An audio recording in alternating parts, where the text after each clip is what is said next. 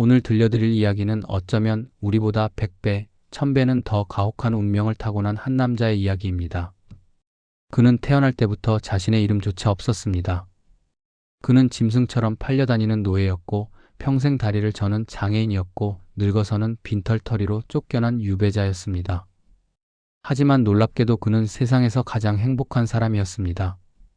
로마의 황제조차 그의 발 아래 무릎 꿇고 지혜를 구했을 정도로 그는 위대한 영혼의 소유자였습니다. 그의 이름은 에픽테토스입니다. 오늘 이 긴 이야기를 통해 여러분의 지친 마음속에 단단한 기둥 하나가 세워지기를 바랍니다. 지금부터 시간을 거슬러 2000년 전 로마 제국으로 함께 떠나보겠습니다. 서기 55년경, 지금의 튀르키예 지역인 히에라폴리스라는 곳에서 한 아이가 태어났습니다. 어머니는 노예였습니다. 로마법에 따르면 노예의 자식은 태어나는 순간부터 노예가 됩니다. 아이는 탯줄을 자르기도 전에 누군가의 재산이 되었습니다. 이 아이에게는 이름이 없었습니다. 우리가 지금 부르는 에픽테토스라는 이름은 그리스어로 새로 사들인 녀석, 후천적으로 얻은 것이라는 뜻입니다. 생각해 보십시오. 평생 불리는 이름이 철수나 영희가 아니라 새로 산 놈이라니요. 주인들이 그를 부를 때마다 그는 뼈저리게 느꼈을 겁니다. 아, 나는 인간이 아니구나. 나는 말하는 도구일 뿐이구나. 그는 곧 로마로 팔려갔습니다. 당시 로마는 세상의 모든 부와 권력이 모이는 곳이었지만 동시에 타락과 잔혹함이 넘쳐 흐르는 곳이었습니다. 그의 주인은 에파프로디토스라는 사람이었습니다. 이 사람은 아주 막강한 권력자였습니다. 바로 로마 역사상 최악의 폭군이라 불리는 네로 황제의 비서실장이었기 때문입니다. 황제의 총애를 받는 비서실장. 얼마나 기세가 등등했겠습니까? 그의 집에는 수많은 노예가 있었고 매일 밤 화려한 파티가 열렸습니다. 하지만 그 화려함 뒤에는 끔찍한 공포가 도사리고 있었습니다. 네로 황제는 기분 내키는 대로 사람을 죽이는 미치광이였습니다. 그의 비서인 주인 에파프로디토스 역시 언제 황제의 눈밖에 나 목이 날아갈지 모른다는 불안감에 늘 시달렸습니다. 원래 밖에서 뺨 맞은 사람이 안에서 화풀이 한다고 하지요. 주인은 황제에게 받은 스트레스를 자신의 노예들에게 풀었습니다. 그 중에서도 유독 눈에 띄는 노예가 바로 어린 에픽테토스였습니다. 다른 노예들은 주인이 나타나면 벌벌 떨며 눈도 마주치지 못했습니다. 살려달라고 빌고 아부하기 바빴지요. 그런데 이 에픽테토스는 달랐습니다. 노예 주제에 눈빛이 맑았습니다. 비굴하지 않았습니다. 주인이 아무리 소리를 지르고 위협해도 그는 마치 투명한 호수처럼 고요했습니다. 그 모습이 주인의 뒤틀린 심사를 건드렸던 것 같습니다. 어느 날이었습니다. 운명의 그날이 찾아왔습니다. 주인은 심심풀이로 에픽테토스를 고문하기 시작했습니다. 무슨 잘못을 해서가 아니었습니다. 그저 그 고요한 눈빛을 공포로 물들이고 싶었을 겁니다. 주인은 고문 도구에 에픽테토스의 다리를 끼워 넣었습니다. 그리고 천천히, 아주 천천히 비틀기 시작했습니다. 우득, 우드득, 뼈가 뒤틀리는 소리가 방 안에 울려 퍼졌습니다. 보통 사람이라면 이쯤 되면 비명을 지르며 바짓가랑이를 붙잡고 매달렸을 겁니다. 주인님, 제발 살려주세요. 잘못했습니다. 다시는 안 그러겠습니다. 이것이 주인이 원하던 반응이었을 겁니다. 하지만 에픽테토스는 식은땀을 흘리면서도 평온한 표정을 잃지 않았습니다. 그리고는 마치 남의 다리를 걱정하듯 차분하게 말했습니다. 주인님, 그렇게 계속 비트시면 다리가 부러질 것입니다. 협박도 아니었고 애원도 아니었습니다. 그저 사실을 말하는 건조한 말투였습니다. 그 태도의 주인은 머리끝까지 화가 났습니다. 감히 노예 놈이 나를 가르치려 들어? 어디 언제까지 버티나 보자. 주인은 있는 힘껏 레버를 돌려버렸습니다. 빠각. 끔찍한 파열음과 함께 정강이 뼈가 완전히 으스러졌습니다. 돌이킬 수 없는 부상. 평생을 절름발이로 살아야 하는 치명적인 순간이었습니다. 고통이 얼마나 심했을까요? 아마 눈앞이 하얘지고 숨이 턱턱 막혔을 겁니다. 그런데 그 순간 에픽테토스의 입에서 나온 말은 인류 역사상 가장 충격적인 한마디였습니다. 그는 부러져 덜렁거리는 다리를 보며 주인에게 이렇게 말했습니다. 꺼 보십시오. 제가 부러진다고 하지 않았습니까? 여러분, 이 장면이 상상이 되십니까? 원망도 없습니다. 분노도 없습니다. 그저 인과관계를 확인해 줄 뿐입니다. 비트니까 부러졌다. 그것뿐이었습니다. 주인은 공포를 느꼈습니다. 다리를 부러뜨린 건 자신인데 오히려 패배감에 휩싸인 것도 자신이었습니다. 육체는 주인이 지배했지만 그의 영혼은 단 1초도 지배하지 못했기 때문입니다. 이 사건은 에픽테토스의 인생을 송두리째 바꿔놓았습니다. 그는 깨달았습니다. 아, 내 다리는 내 것이 아니구나. 주인이 마음대로 부러뜨릴 수 있는 거라면 이것은 진정한 나의 소유가 아니다. 그렇다면 이 세상에서 진짜 내 것은 무엇인가? 아무리 강력한 황제라도 아무리 잔인한 주인이라도 절대로 건드릴 수 없는 나만의 성역은 어디인가? 그는 절룩거리는 다리를 이끌고 철학의 길로 들어섭니다. 당시 로마에는 무소니우스 루푸스라는 위대한 스토아 철학자가 있었습니다. 다행히도 로마 시대에는 주인의 허락만 있으면 노예도 공부를 할 수 있었습니다. 주인 에파프로디토스는 자신을 공포에 떨게 한 이 노예가 껄끄러워 공부하러 가는 것을 허락했는지도 모릅니다. 에픽테토스는 루푸스의 수업을 들으며 자신의 깨달음을 체계화시켰습니다. 그리고 마침내 노예 신분에서 해방되어 자유인이 되었습니다. 하지만 자유인이 되었다고 해서 그의 삶이 꽃길이었을까요? 아닙니다. 가난은 여전했고 다리는 불편했으며 세상은 여전히 혼란스러웠습니다. 하지만 그의 마음속에는 거대한 우주가 들어와 있었습니다. 그는 로마의 젊은이들에게 철학을 가르치기 시작했습니다. 그의 강의실은 언제나 만석이었습니다. 귀족의 자제들, 정치인, 지망생들이 그의 입을 바라보았습니다. 그가 가르친 핵심은 아주 단순하면서도 강력했습니다. 바로 권한의 이분법입니다. 세상 일은 딱 두 가지로 나뉜다. 우리에게 달린 것과 우리에게 달려있지 않은 것. 이것을 구분하는 것이 행복의 유일한 열쇠다. 여러분, 한번 손을 펴고 손가락을 꼽아 보십시오. 지금 여러분을 괴롭히는 것들이 무엇입니까? 돈? 건강? 자식 걱정? 남들의 시선? 나라실 걱정? 에픽테토스는 단호하게 말합니다. 그것들은 당신에게 달린 일이 아니다. 당신의 몸도 당신 것이 아니다. 병균이 침투하면 아프고 세월이 흐르면 늙는다. 당신 의지로 늙음을 막을 수 있는가? 당신의 자식도 당신 것이 아니다. 그들은 독립된 인격체다. 당신이 원한다고 해서 자식이 당신 뜻대로 살아주던가? 재산은 어떤가?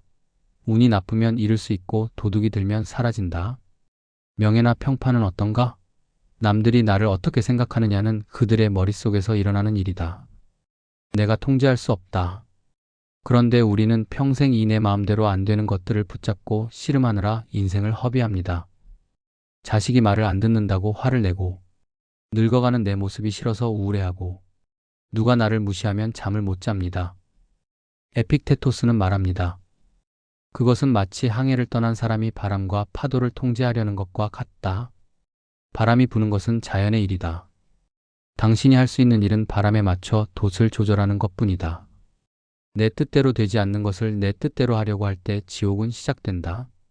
그렇다면 도대체 우리에게 달린 것은 무엇일까요? 진짜 내 것은 무엇입니까? 그것은 바로 그 일에 대한 나의 생각과 태도입니다. 누가 나에게 욕을 했습니다. 욕을 먹은 것은 사건입니다. 이건 통제 불가능합니다. 하지만 그 욕을 듣고 저 사람은 참 교양이 없구나 하고 무시할지 아니면 감히 나한테 라며 분노할지는 오로지 나의 선택입니다. 비가 옵니다. 아, 비 와서 짜증나라고 생각할 수도 있고, 비가 오니 미세먼지가 씻겨가겠네라고 생각할 수도 있습니다. 비는 똑같이 오지만 내 마음의 날씨는 내가 결정하는 겁니다. 이것이 바로 진정한 자유입니다. 황제는 에픽테토스의 다리를 부러뜨릴 수는 있었지만 그의 마음까지 부러뜨릴 수는 없었습니다. 마음의 주인은 오직 에픽테토스 자신이었으니까요. 서기 89년, 또 한 번의 시련이 찾아옵니다. 로마 황제 도미티아누스는 자신을 비판하는 지식인들을 싫어했습니다. 그래서 철학자 추방령을 내립니다. 로마에 있는 모든 철학자는 짐을 싸서 떠나라. 하루아침에 에픽테토스는 삶의 터전을 잃었습니다. 나이 50이다 되어가는 나이에 불편한 다리를 이끌고 낯선 땅으로 쫓겨나야 했습니다. 제자들이 울며불며 걱정했습니다. 스승님, 이제 어떡합니까? 어디로 가신단 말입니까? 하지만 에픽테토스는 이번에도 껄껄 웃었습니다. 어디로 가긴. 사람이 사는 곳으로 가지. 제군들 슬퍼하지 말게. 추방이라는 건 그저 장소가 바뀌는 것일 뿐이네. 황제가 나를 로마 밖으로 쫓아낼 수는 있어도 우주 밖으로 쫓아낼 수는 없네. 어디를 가든 하늘이 있고 어디를 가든 땅이 있네. 그곳에서 내 마음을 지키며 살면 그곳이 바로 로마다. 그는 그리스 북서부의 니코폴리스라는 작은 항구 도시로 갔습니다. 그리고 그곳에 다시 학교를 세웠습니다. 그의 명성은 오히려 더 높아졌습니다. 로마에서 쫓겨난 위대한 스승을 만나기 위해 전 세계에서 사람들이 몰려들었습니다. 그 중에는 훗날 로마의 황제가 되는 하드리아누스도 있었고, 명상록을 쓴 마르쿠스 아우렐리우스 황제도 어린 시절 그의 가르침을 가슴 깊이 새겼습니다. 그는 학생들에게 인생을 연극에 비유하여 가르쳤습니다. 이 비유는 오늘날 우리 50대 이상 시청자분들에게도 큰 울림을 줍니다. 기억해라. 너는 작가가 쓴 연극의 배우다. 작가가 짧은 연극을 원하면 짧게, 긴 연극을 원하면 길게 연기해야 한다. 너에게 거지 배역을 주면 거지 연기를 훌륭하게 해내라. 부자 배역, 노인 배역, 왕 배역. 어떤 배역이든 그것은 중요하지 않다. 배역을 정하는 것은 신의 몫이고 그 배역을 멋지게 연기하는 것은 너의 몫이다. 우리는 가끔 남의 배역을 부러워합니다. 저 사람은 부자로 태어나서 좋겠네. 저 사람은 건강해서 좋겠네. 하지만 에픽테토스는 말합니다. 주어진 배역에서 도망치지 마십시오. 내가 지금 아픈 노인의 배역을 맡았다면 불평하는 아픈 노인이 아니라 지혜롭고 품위 있는 아픈 노인을 연기하십시오. 내가 지금 가난한 은퇴자의 배역을 맡았다면 비굴한 은퇴자가 아니라 검소하고 당당한 은퇴자를 연기하십시오. 그것이 명배우가 되는 길입니다. 그는 말만 번지르르 한 사람이 아니었습니다. 그의 삶 자체가 무소유의 철학이었습니다. 그는 평생 지프로 만든 매트리스와 담요 한 장으로 살았습니다. 집문을 잠그는 자물쇠조차 없었다고 합니다.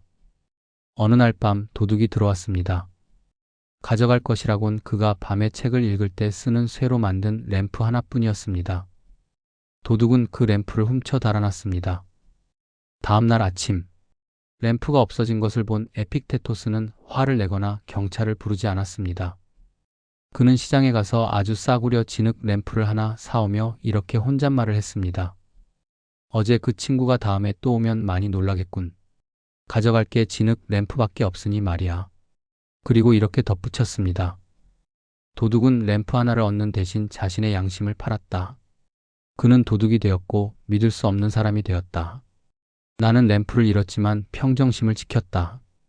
손해본 장사를 한 건 내가 아니라 그 사람이다. 정말 대단한 배포 아닙니까? 물건 하나 잃어버리면 하루 종일 기분 나빠하는 우리에게 그는 묻고 있는 것입니다. 물건이 중요한가? 당신의 마음이 중요한가? 에픽테토스는 평생 독신으로 살았습니다. 가족도 없이 외롭게 늙어갔지요. 그런데 그의 말년에 아주 감동적인 사건이 벌어집니다. 그의 친구 중 하나가 가난을 견디다 못해 자신이 낳은 갓난아기를 내다 버리려고 했습니다. 당시 로마에서는 흔한 일이었습니다. 그 소식을 들은 에픽테토스는 지팡이를 짚고 한달음에 달려갔습니다. 그리고 그 늙고 병든 몸으로 핏덩이 아기를 받아 안았습니다. 이 아이는 내가 키우겠네. 평생 기저귀 한 번 갈아본 적 없는 70 노인이 젖먹이 아이를 데려온 것입니다. 그는 아이를 위해 유모를 고르고 밤새 아이를 어루며 돌보았습니다.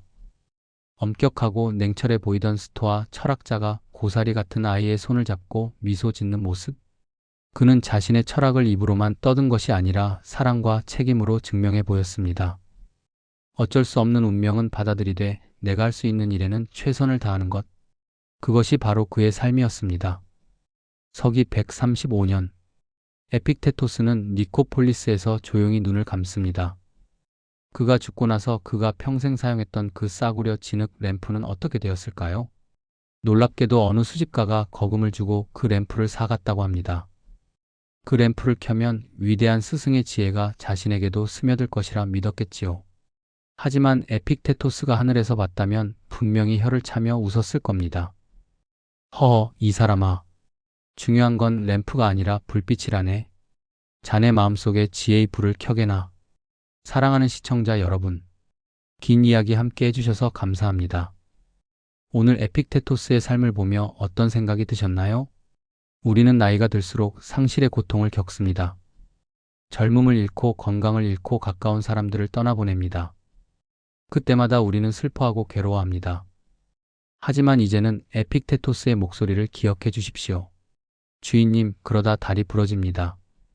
다리가 부러지는 끔찍한 순간에도 평정심을 잃지 않았던 그 마음. 이미 벌어진 일은 받아들이고 그 안에서 내가 할 수 있는 최선을 찾는 태도. 오늘부터 거울을 보며 이렇게 한번 말해보시는 건 어떨까요? 이 주름은 내 것이지만 이 주름을 보며 한숨 쉬는 마음은 내가 바꿀 수 있다. 자식은 내 뜻대로 안 되지만 자식을 위해 기도하는 내 마음은 온전히 내 것이다. 세상 모든 것이 여러분을 떠나도 여러분의 마음, 여러분의 의지 하나만큼은 그 누구도 신조차도 빼앗아 갈 수 없습니다. 그 사실을 깨닫는 순간 우리는 늙고 병든 노인이 아니라 이 우주에서 가장 존엄하고 자유로운 인생의 주인이 됩니다. 오늘 밤은 도둑 맞은 쇠 램프를 아쉬워하기보다 내 곁에 남은 진흙 램프의 불빛에 감사하는 밤이 되시기를 바랍니다. 지금까지 여러분의 인생 2막을 응원하는 인문학 스토리텔러였습니다. 이 이야기가 여러분의 마음에 작은 위로가 되었다면 사랑하는 친구분들과 공유해 주십시오. 감사합니다.